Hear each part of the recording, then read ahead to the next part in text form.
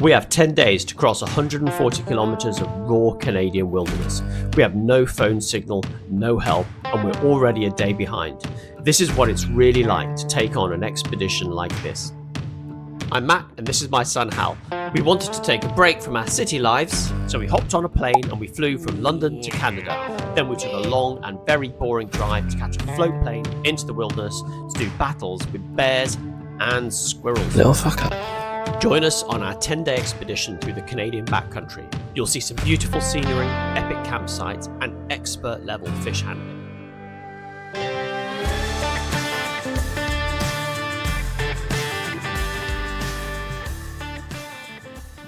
We've just set off into one of the most remote places in North America.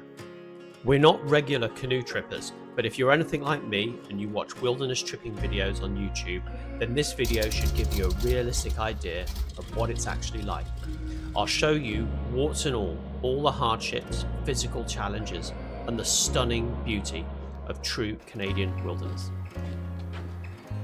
These trips are physically and mentally tough, but watch on to see how we do.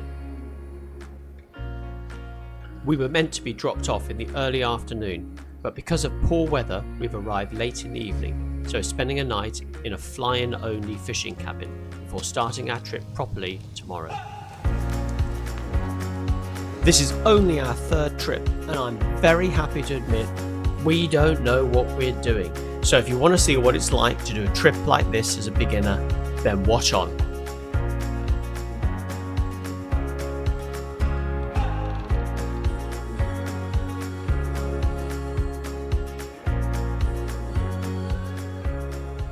Morning.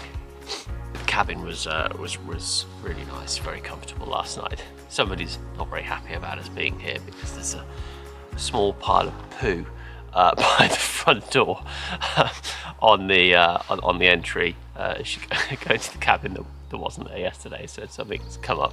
It's very small. I think it'll be a squirrel of some kind. I'm not sure exactly. The pilot told me an interesting story. When he was dropping us off here, he said the cabin's haunted. He said the previous owner 25 years ago had put in a dodgy fridge and it leaked propane and killed I'm laughing, and I'll tell you why, and killed all of the guests. And then he discovered this and came back and swapped out the fridge before he alerted the authorities of this. He said 8 people died and the cabin is haunted. However, there's only 5 beds in the cabin. I don't believe it at all. I'm sure it's something he tells everybody, but it did bring me some amusement. Certainly, there was no sign of any ghostly activities there.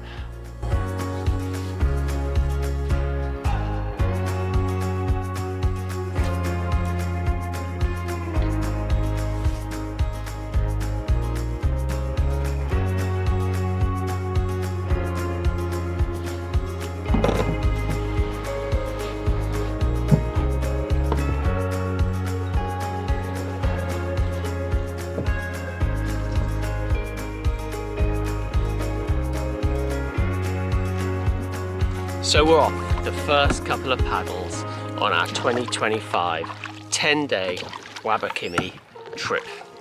Can't wait. We've got a couple of K before we hit the first portage, and there are quite a few portages we've got today. I think maybe even 9, depending on whether we do the last one, which is described as rough. It looks like it's over 1 kilometer.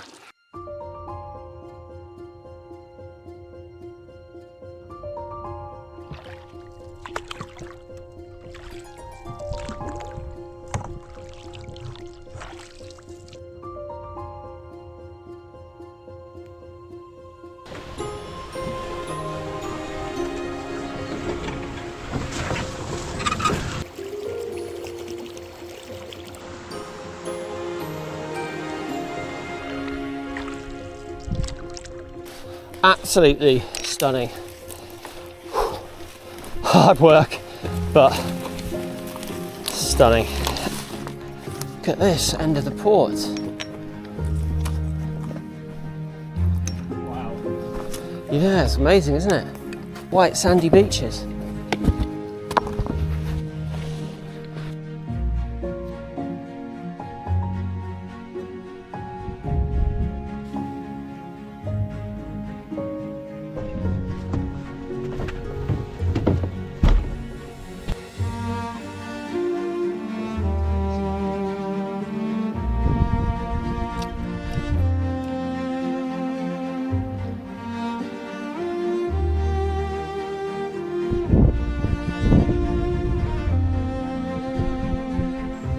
Port 2 done. We're off to port number 3 for this little section, and then we've got a couple of K of clear water, and then it's back into ports again. Got pretty tough 2 blowdowns to get over.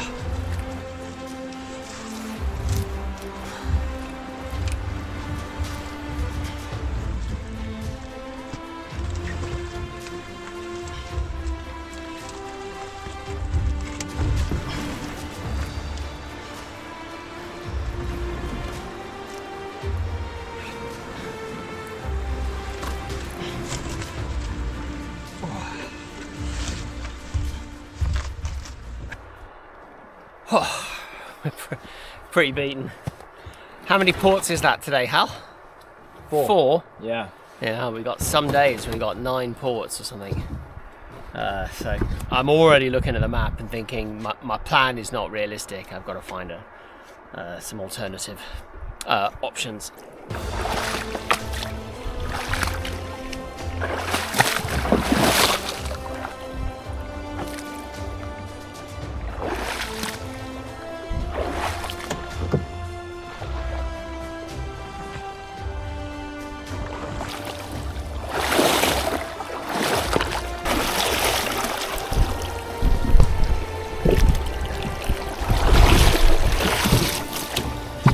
Paddle hard, paddle hard.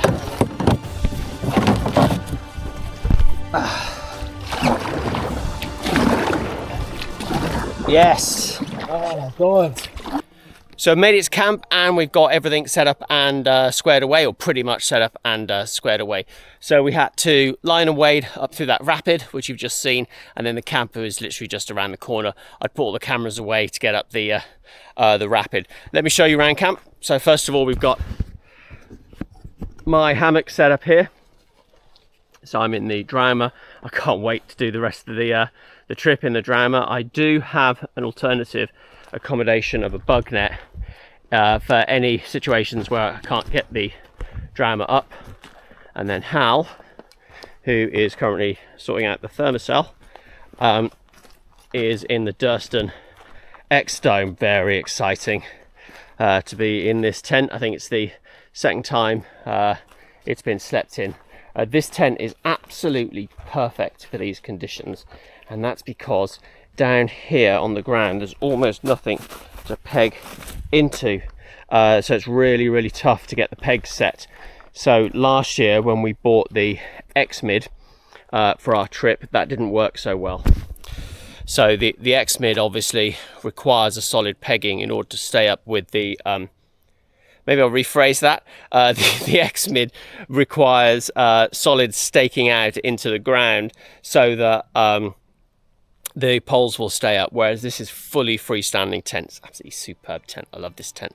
There'll be a couple more videos coming out about this tent very soon.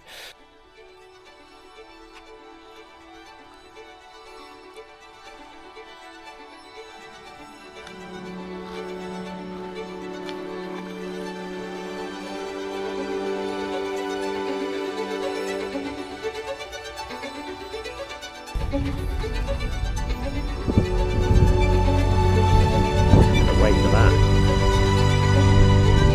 That's a big chap.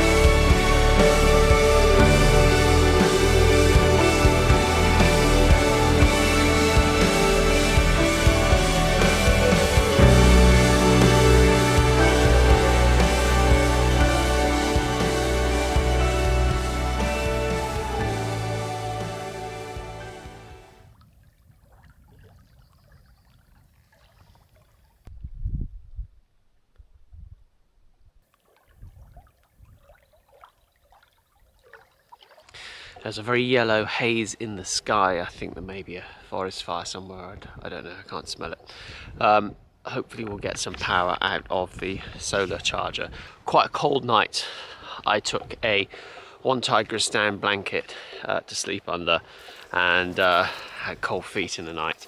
My son Hal, he's got a summer bag as well. It's definitely cooler than we expected it to be. Anyway, I'm going to get myself set up, maybe get the fire going when I've got the various bits packed down.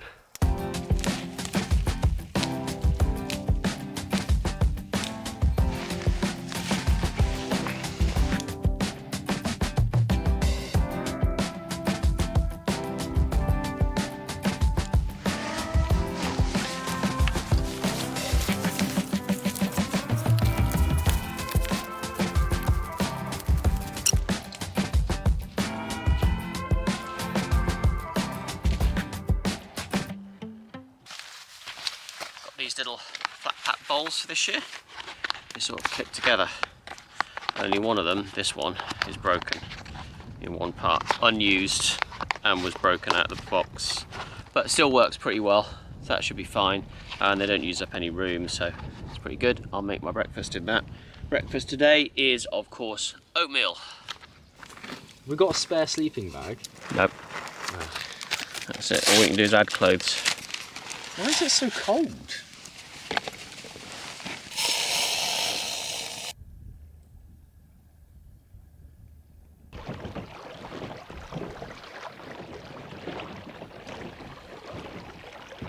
Just the thing that keeps popping.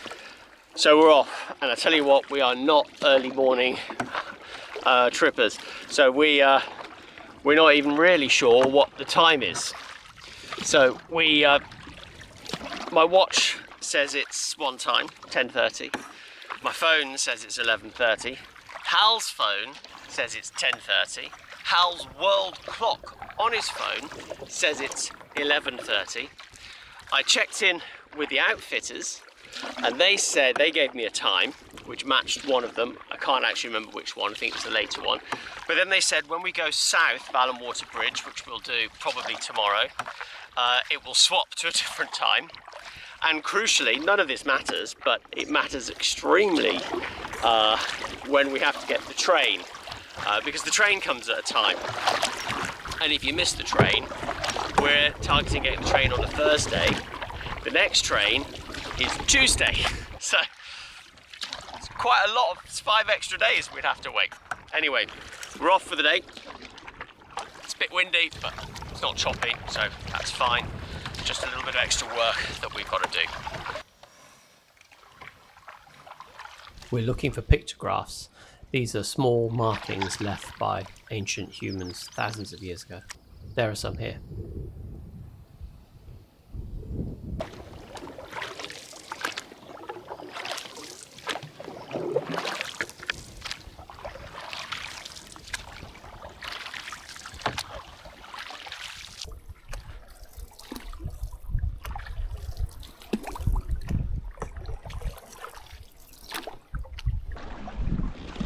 Quite strong wind, isn't it?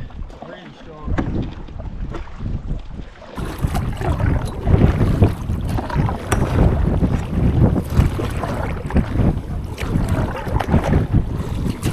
All these little froggy jobs. Unfortunately, we've got to put all our stuff right over these little chaps.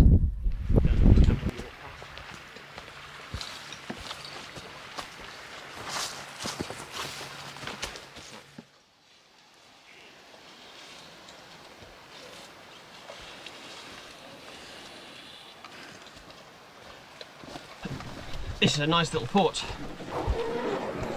Not really any major obstructions. 175 metres.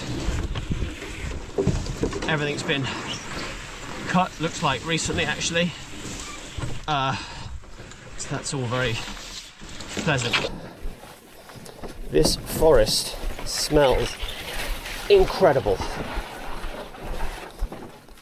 It's verdant and very piney, resin smelling. Really nice. I'm absolutely loving it. So just at the end of one of the ports, and we need to go straight across the lake. The lake looks fine actually, but it is windy, and you're always a bit worried when it's windy that it might pick up or might develop some wet white caps or some waves. So we've made it across the crossing where we were perpendicular to the waves, which ended up being fine. So we've now turned to the right, and we are going directly into the wind, which you can probably hear on this microphone. But we are tacking right along the shore, so we're feeling pretty safe. Earlier, Hal did see a quadruped. Might have been a deer, white-tailed deer. I know there's plenty of those in here. Might have been a caribou. When you stop paddling, it really makes you realise how much noise you make when you're paddling. We're loud, and now listen, you can hear all the bird life.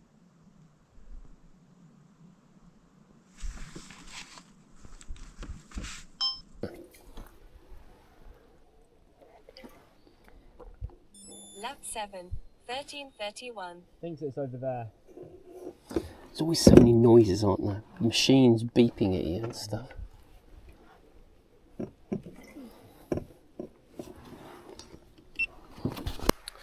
So this is called a blaze, and this is what we're looking for when we're trying to find a portage.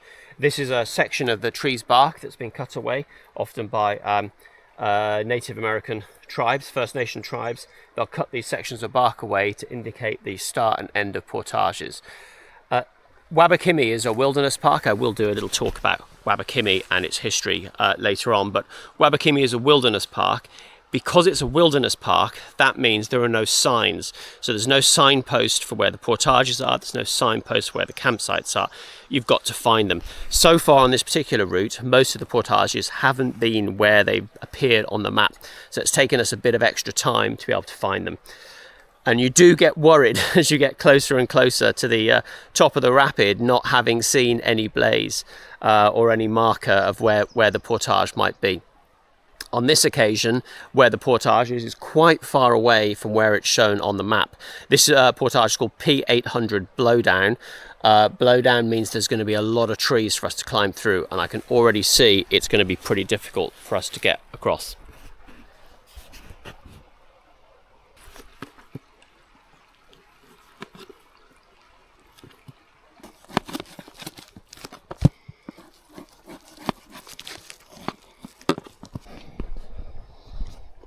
Bit of cheese, bit of hot sauce, bit of salami, delish.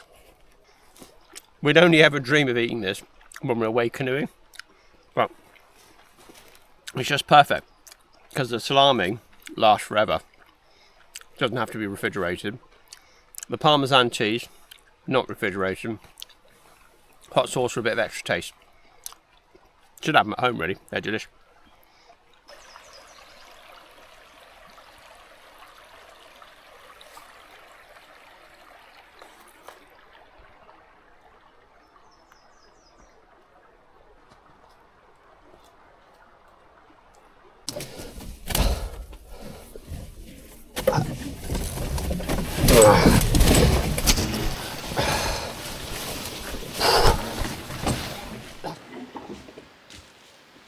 Grab that end. Yeah.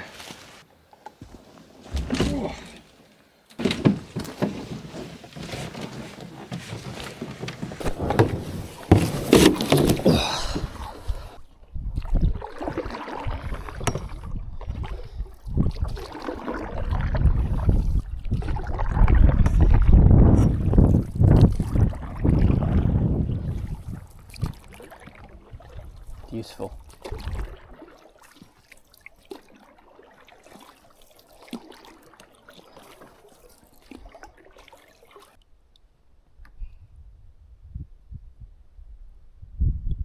Beaver Lodge.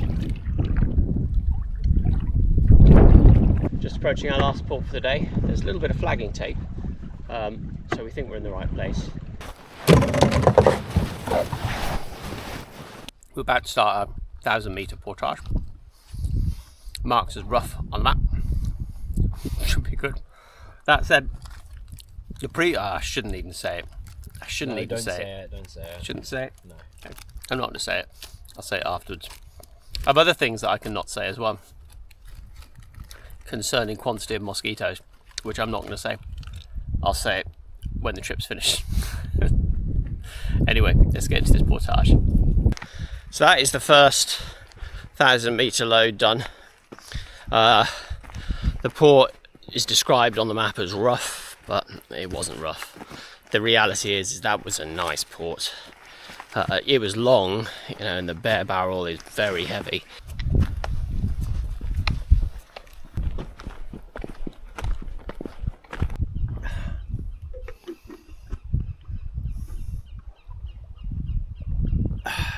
Thousand meters done 3 times. The bare barrel in the canoe.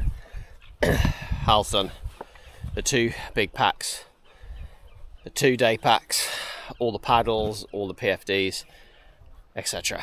Done. We've got a mile of paddling and then we're at camp. Less than 2k. Yes.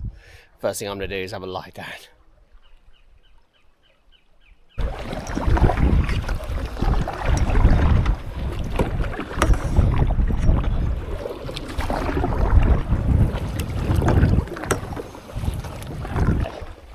That was one very windy open water crossing.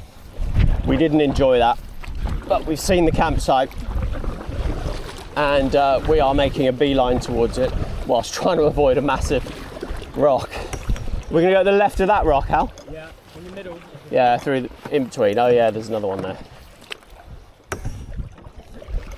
But we are pulling up to a campsite. I've been worried, what if there's somebody else there? There's another one.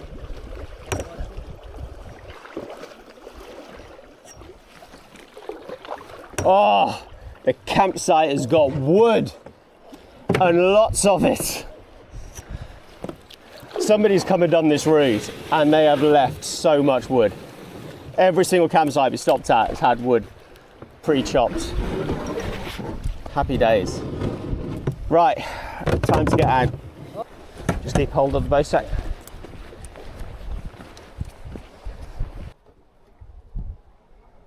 It's been very windy and I'm in quite a windy exposed spot, but it is the only spot I can put the hammock up on this quite small site.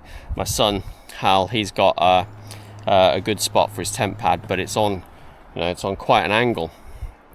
But there you go, we're in, we're secure. I've got my stuff set up, I'm basically ready really. I could go to sleep now. I'm gonna have probably a nap, to be honest with you. Rest my back a bit. Carrying those the bare barrel and the canoe over those distances is pretty difficult, but it's all done, so I'm quite pleased with the day. Made pretty good progress. I think we did 16k. We're still nowhere near, we're about a day behind on my original plan. Just goes to show that you do these plans but you don't really know until you get here and you start working your way through it, whether you can do them or not.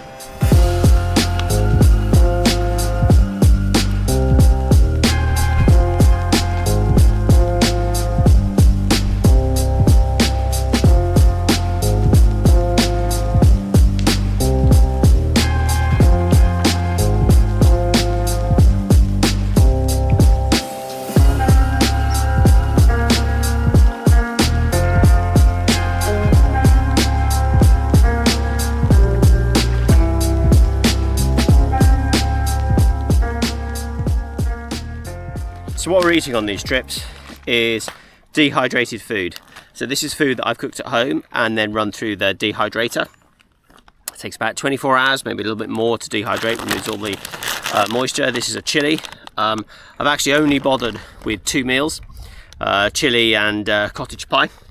And then for a carbohydrate, I've bought a few packets of rice. Once we're through that rice, the rice is heavy, it's not dehydrated, and rice takes ages to cook. We'll be having couscous with them, with the chilies. So couscous kind of doesn't taste as good as the rice. I've tried it, it's not quite as nice. But, you know, it's light and it cooks very, very quickly. So I've got some water on. I'm going to pop these 2 chilies in and then I'll leave it to a side where it can stay warm and rehydrate it.